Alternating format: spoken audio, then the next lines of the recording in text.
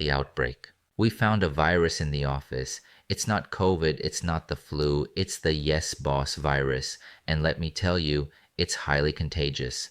Symptoms include saying understood, sir, while your desk looks like a landfill. You're nodding your head in agreement while secretly your workspace is a war zone of empty coffee cups, scattered papers, and shoes that somehow migrated from your feet to under your desk. Look at this chat. We're talking about unlocked doors and slippers left under desks. The response: regarding this, I'm sorry, sir. This is what I call strategic apologizing. It's a verbal shield, a linguistic force field designed to avoid physical work. You say sorry, but you don't actually do anything about it. It's like saying thoughts and prayers, but for office cleanliness. The WhatsApp screenshots don't lie. Someone left the door unlocked. Again, someone's personal items are scattered across the professional workspace. And the solution? Not to fix it, but to apologize for it. This is the virus at work. It infects your ability to take responsibility and replaces it with empty words. The characters of chaos. Let me introduce you to Barnaby Blane, the tower in tarot terms. Barnaby is a creative genius. His vision is so big, so expansive, that small things like locked doors simply don't register in his consciousness. He's multitasking, which really means he's making a mess in multiple locations simultaneously. He forgets the door because his mind is on the next big idea, the next disruption, the next creative explosion. But here's the common sense check. Creative genius is no excuse for a dirty desk. The tower represents chaos and disruption, but if you can't manage the small things, your big vision will eventually collapse. You can't build an empire on a foundation of forgotten locks and abandoned slippers. Then we have Walter Grump, the Hierophant. Walter represents tradition. He's stuck in how it used to be. He complains constantly about how the young staff don't know what they're doing, how standards have fallen, how nobody respects the old ways anymore. But here's what Walter doesn't do. He doesn't demonstrate.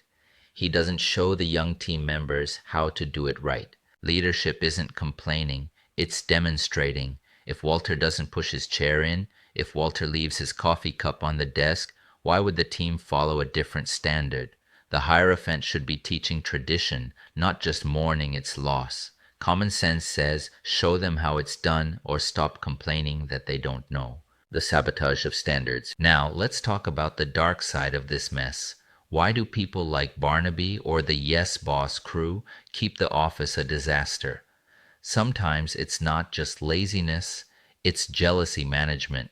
See, when you, the silent killer, show up with a clean desk and a locked door, you make everyone else look bad. You've set a standard they don't want to reach. So what do?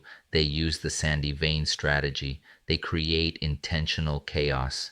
They leave the door unlocked or the slippers out to see if they can break your discipline.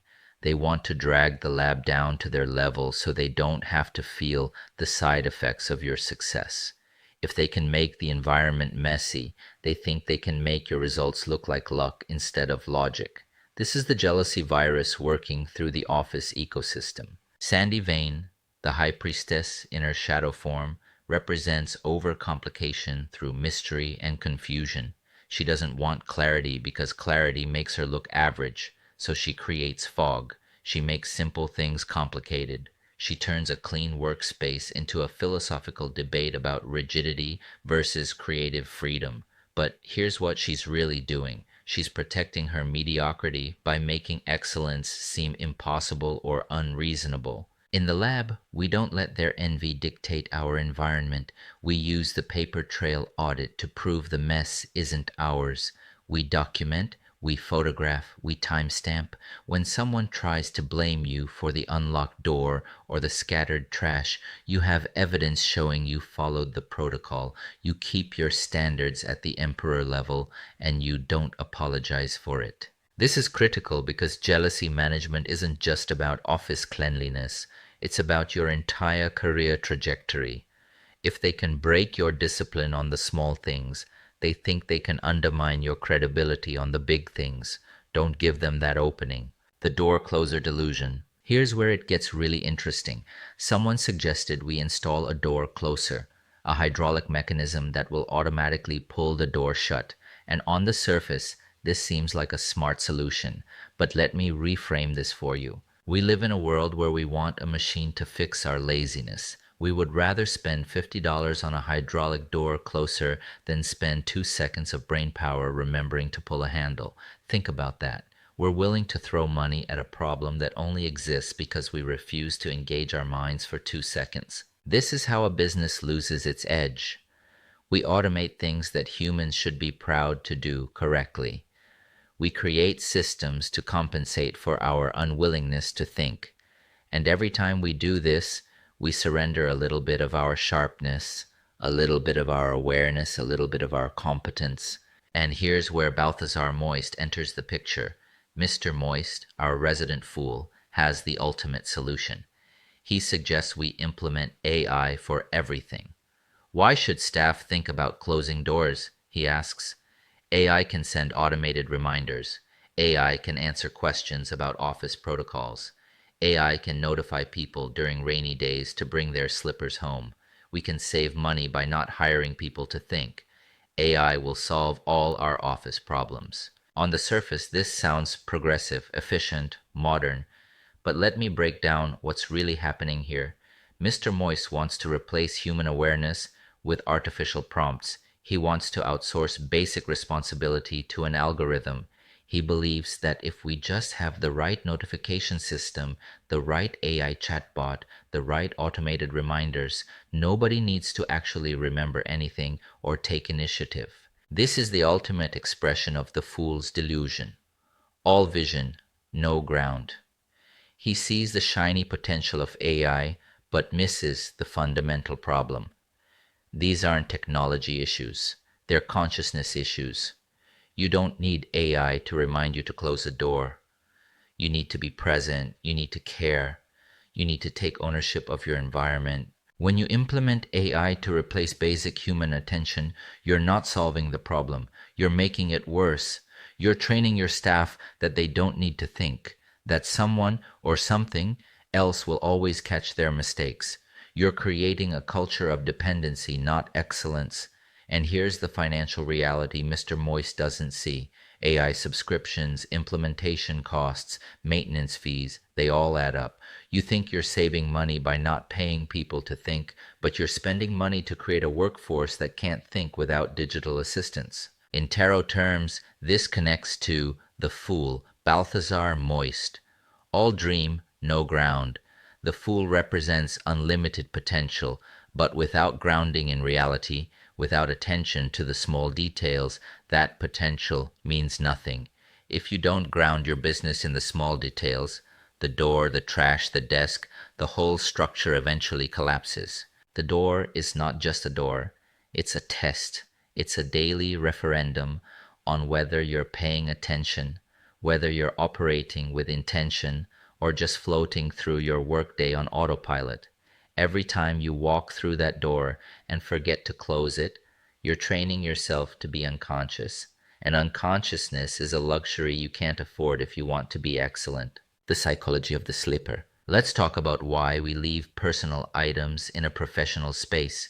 Slippers, water bottles, shoes, random snacks, personal photographs. Why do these things accumulate? Because we're too comfortable. A desk full of slippers says, I am too comfortable here.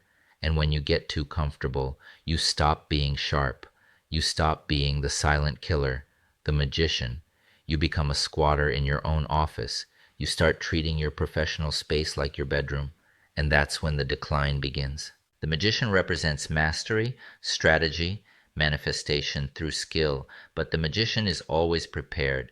The magician's tools are organized, accessible, intentional. The magician doesn't have 3 pairs of shoes under the desk because the magician operates with purpose, not comfort. Here's my actionable tip for you. The ghost desk philosophy. If you were fired today, if security walked in right now and said you have 10 minutes to clear out, how long would it take to clear your desk? If it takes more than 30 seconds, you have too much junk. You've accumulated too much comfort. You've lost your edge. The ghost desk means you could disappear from that workspace and leave almost no trace. Your work would remain, your contribution would be documented, but your personal clutter? Gone. This isn't about being cold or detached. It's about being professional. It's about maintaining the distinction between home and work, between comfort and excellence. The Friday exit protocol. All right, let's get practical. Here's a solution. I call it the Friday exit protocol, and it's non-negotiable if you want to beat the yes boss virus. Step 1, the 5 p.m. sweep. Every Friday at 5 p.m., before you leave, you do a physical sweep of your workspace. Every bottle, every napkin, every stray shoe, it all goes. Your desk should look like nobody works there. Clean surface, organized documents, nothing personal left behind. This is your weekly reset. Step 2, the connectivity cut. Unplug the chargers. Don't waste the power. Don't leave things drawing electricity over the weekend when nobody's there. This is about efficiency, but it's also about mindfulness. You're consciously ending the work week. You're creating a boundary. Step 3, the physical handle check. This is the most important one. Before you leave, you physically check the door. You don't just assume it's locked. You don't trust that someone else will do it. You put your hand on the handle, you pull it, you hear the click. That click is the sound of a job finished. That click is the sound of responsibility taken. This protocol takes less than 5 minutes, but it transforms everything. Because when you follow this protocol, you're not just cleaning your desk, you're training your brain. You're building the habit of completion, the habit of attention, the habit of not leaving things half done, the closing. This is what I call the Emperor's Standard. The Emperor represents structure, discipline, order. After the Friday exit protocol, your office should embody the Emperor. Clean desks, locked doors, systems that work not because of automation, but because of human attention. Common sense is a muscle. If you don't use it on the door, you won't use it on the $1 million contract. If you can't remember to take your slippers home on Friday, how will you remember the critical deadline on Tuesday? The small things aren't separate from the big things. They're training for the big things. Stop the virus. Reset the lab. Every Friday, you have a chance to prove that you're not infected, that you're operating with consciousness, with intention, with pride in your work environment. I'll see you Monday at a clean desk. Why won't you work? I need these reports now! You're completely useless!